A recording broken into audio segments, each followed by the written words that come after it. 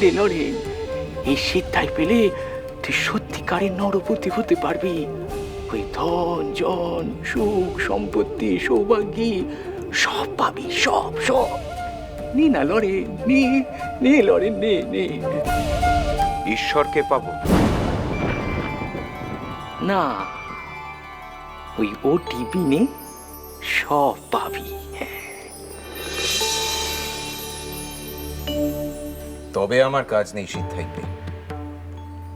আমি যা চাই আমি শুধু তাই পেতে চাই।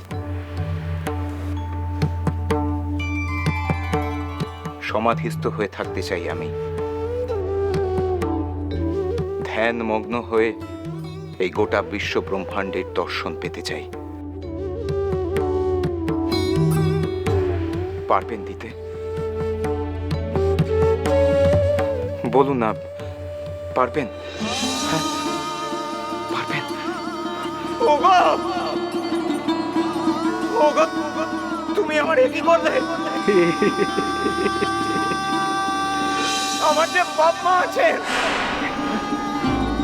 লরেন, তোর যে সংসারে বাপ মা আছে, তুই শীঘ্র যা। তোর বাপ যে বাবা, কি হয়েছে আমার বাবা? তোর মা যে তোর পথ যে অপেক্ষা করে আছে রে। যা লরেন, যা যা, শীঘ্র যা, শীঘ্র যা, যা যা যা যা।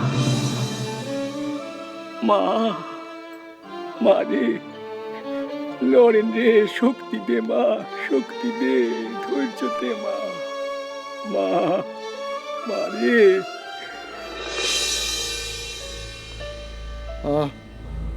নরেন, নরেন এলি? দাদা, দাদা এখনো আসেনি বাবা? এসে যাবে, এক্ষুনি এসে যাবে। ও ও কোথায় গেছে? ঠিক জানি না, তবে আপনার অসুস্থতার কথা জানে, এসে যাবে। ডাক্তার এসেছিলেন সেটা জানে? দাদা কি করে জানবে? হ্যাঁ, তখন তো সে বাড়িতেই ছিল না।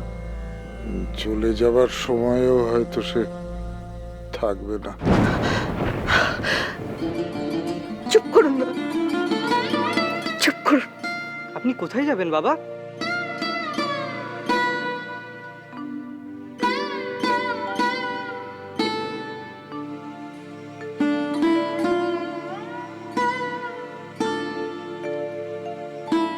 দোতলার ঘরে?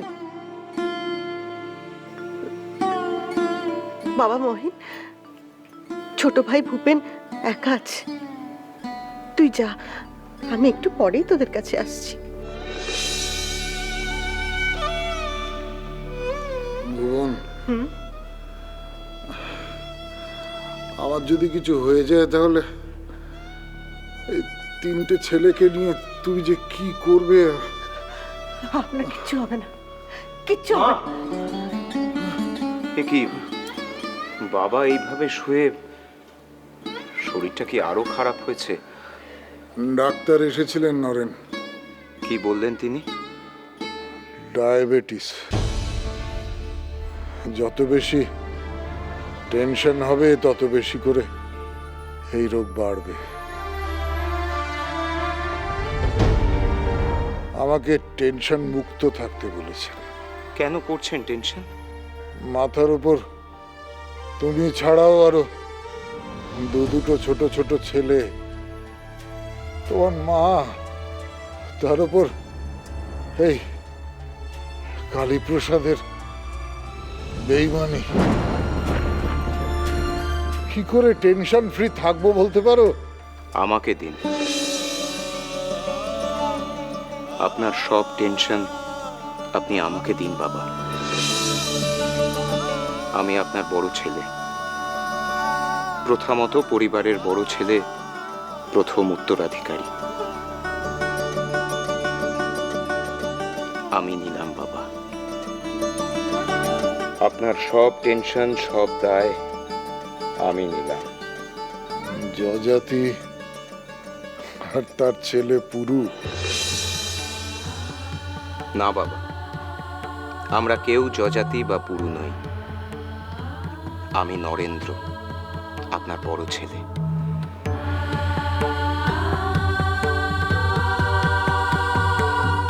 আমি আপনাকে কথা দিচ্ছি বাবা, একটা না একটা উপায় আমি ঠিক বার করব এই অবস্থা থেকে মুক্ত হওয়ার জন্য। আপনি দুশ্চিন্তা না করে ডাক্তারের পরামর্শ মতো সাবধানে থাকুন। মা, তুমি বাবাকে চোখে চোখে রেখো, দেখো কোনো অনিয়ম যেন না হয়। সাবধানের তো মার নেই। মারেরও সাবধান নেই নরেন।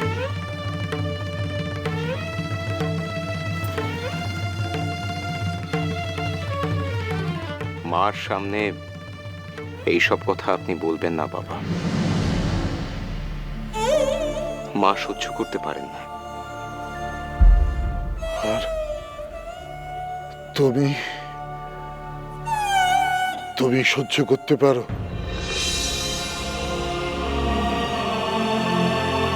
আমাকে যে পারতেই হবে বাবা, পারতেই হবে।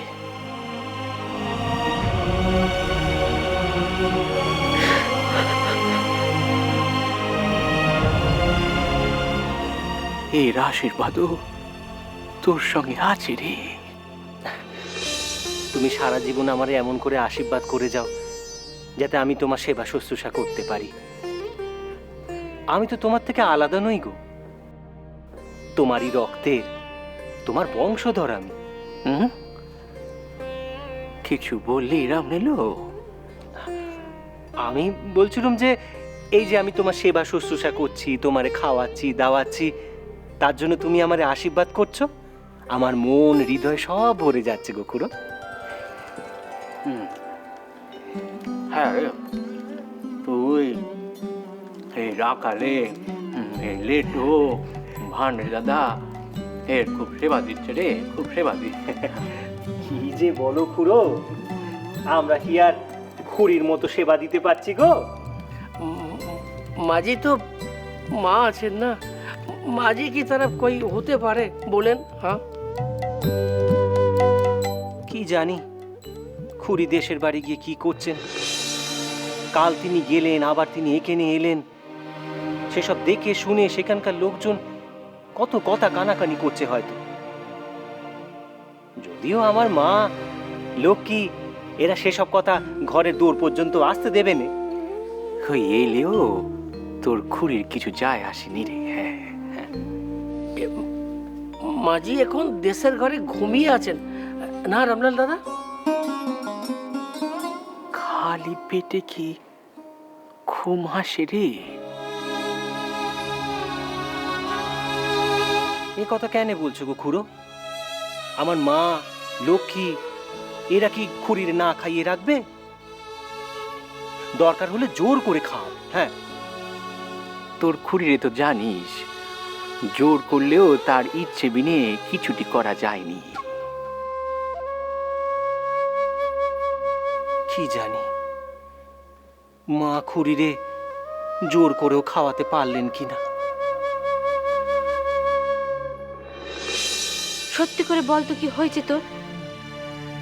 খেতে বসে খেলি না, মুখে কথা নেই, হাসি নেই।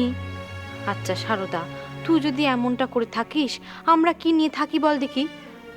আমার সত্যি খিদে ছিল নি গো দিদি। খিদে ছিল নি? এতখানি পথ এইছিস আর খিদে ছিল নি আমাকে বললে আমি শুনবো?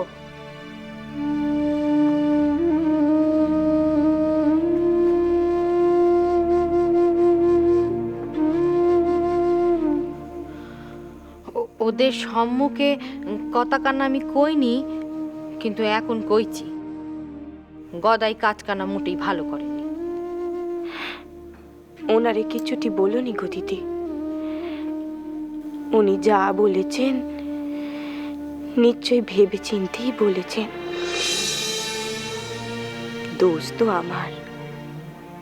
তুমি আমারে কত করে বলেছিলে বিশুদ্ধবার বেলা অবেলা না দেখে জোর করে আমি বাড়িতে বেরিয়েছি। এই কাজটা তো আমি ঠিক করিনি দিদি। আমার জেদের দোষে আজ মানুষটা হাত ভেঙে বসেছে। মেয়ে মানুষের এত জেদ ভালো নয় গো দিদি, এত জেদ ভালো নয়। গদাই বলে তোর নাম সারদা, সারদা হলো সরস্বতী। তোর মুখে অবিদ্যে মানায়নি। কেন রে এমন অবিদ্যের কথা কইছিস? যা হয়েছে তা হওয়ার ছিল তাই হয়েছে, এতে না তোর দোষ আছে না গদাইয়ের। শুধু মুধু কষ্ট পাসনি সারদা, শুধু মুধু নিজেরে দোষিস নি। সুস্থ মানুষটা চোখের সম্মুখে হাত ভেঙে বসলে, আর আমি তেনার জন্য কিচ্ছুটি করতে পারলাম না দিদি। এই কথাটা ভেবেই আমার মনের মধ্যে যে কি হচ্ছে তা যদি আমি তোমারে বোঝাতে পারতাম দিদি। যারে বলছিস সে যেন মেয়ে মানুষ নয়, সে যেন পাথর। স্বামী কি জিনিস, স্বামীর সেবা থেকে বঞ্চিত হওয়া কি যন্ত্রণার, সে আমি জানি রে সারদা। ও দিদি, দিদি গো, আমি কিন্তু সেভাবে বলতে চাইনি গো। আমার কথার দোষ ধরুনি, তুমি তো বুঝবে আমার ব্যথা।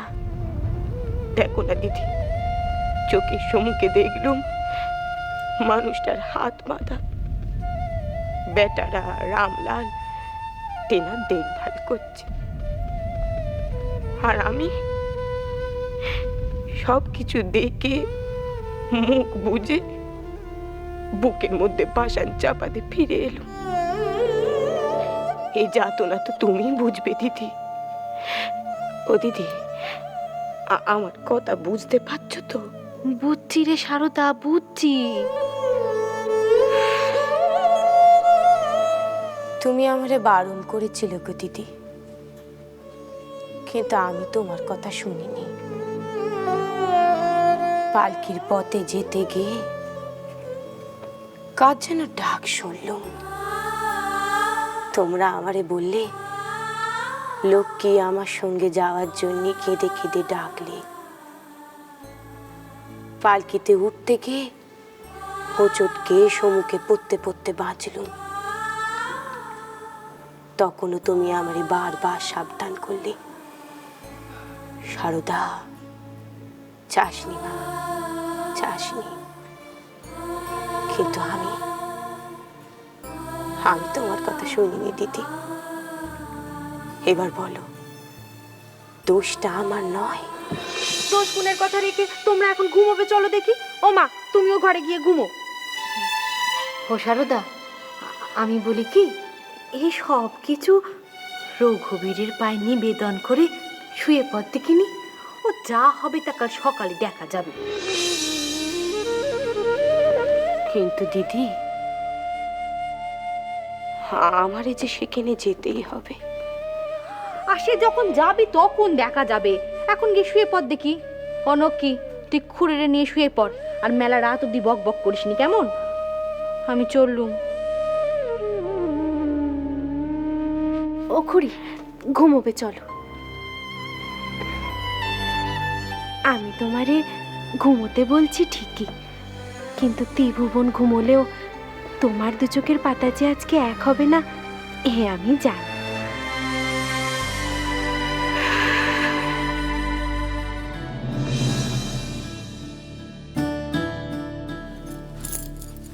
দুশ্চিন্তায় সারা রাত দু চোখের পাতা এক করতে পারিনি রে।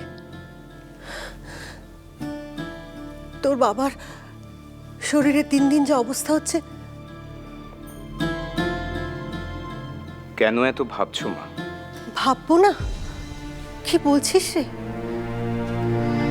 এতদিন ধরে তোর বাবা সংসারে সব কিছু ভেবে এসেছেন, আমি শুধু হেসেল সামলেছি গিন্নির মতো। আর এখন তোর বাবার উপর অনেক দেনা রে। আমার বাবা দেনা করে দান করেছেন মা। যে যা চেয়েছে তাকে তাই দিয়েছেন। যার মাথার উপর ছাদ নেই, পেটে দানা পানির ব্যবস্থা নেই, তাকে নিজের বাড়িতে এনে তুলেছেন, মাথার উপর ছাদের ব্যবস্থা করেছেন, পেট পুড়ে দুবেলা চব্যচস্য খাইয়েছেন, সবাইকে বিশ্বাস করেছেন।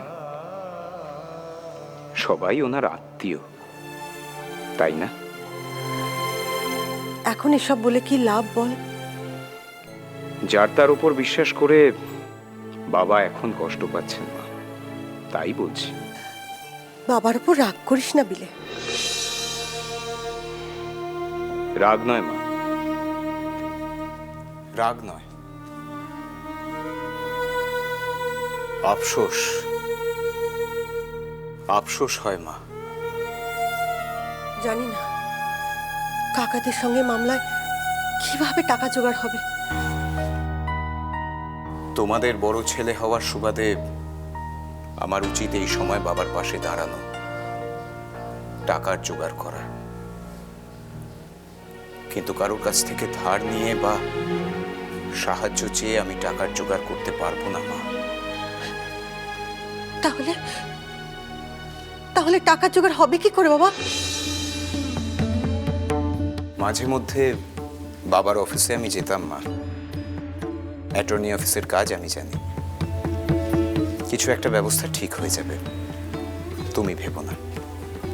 বাবা এখন কি করছেন? ঘুমোচ্ছেন? না, রাম কাকা এসেছেন, ওনার সঙ্গে মামলার ব্যাপারে কিছু কথা বলছেন। মামলা মোকদ্দমা করতে আমি ভয় পাই না রাম কাকা। সারাটা জীবন তো এই করেই কাটলো। কলকাতা, এলাহাবাদ, লখনৌ, লাহোর, করাচি, সব জায়গার হাইকোর্টে আমাকে চেনে, আমার নাম জানে। সে কি আমি আর জানি না? তবু একটু একটু সুস্থ হয়ে উঠুন, তারপর না হয় আবার কাজে নামবেন। আমার আর সুস্থ হওয়া হবে না রাম কাকা। দত্তমশাই, এসব আপনি কি বলছেন? এই কথা আপনার মুখে শোভা পায় না। আসলে আমার মনটা একেবারে ভেঙে গেছে। বিশ্বাস বলে আর কিছুই অবশিষ্ট নেই। কাকে বিশ্বাস করব? কাকে? যেসব জ্ঞাতি গোষ্ঠীদের এতকাল চোখ বুজে বিশ্বাস করেছিলাম, কোনোদিন ভাবিনি যে আমাকে এইভাবে পেছন থেকে ছুরি মেরে আমার শিরদাঁড়া ভেঙে দেবে।